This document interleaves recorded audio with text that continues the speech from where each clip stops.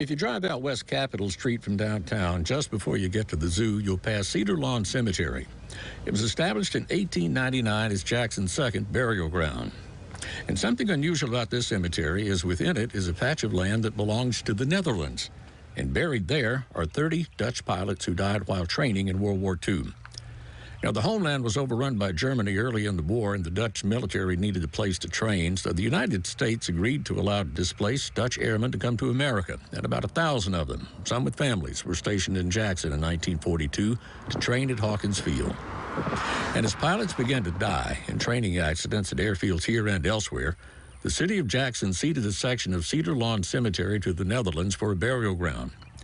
And all of the pilots from here or elsewhere in the nation were brought to Jackson to be buried in their native soil in Cedar Lawn.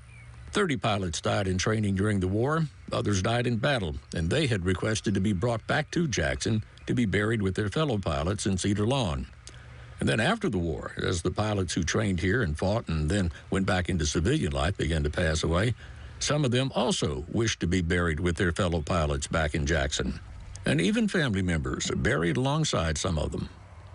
It's a modest section and an almost unused cemetery anymore in West Jackson, a cemetery with a plot of land that is foreign soil owned by the Netherlands, in which are buried some of its military heroes. A reminder of one of the roles Jackson, Mississippi played in World War II. History, dimmed by time, forgotten, or never learned, right here in Jackson.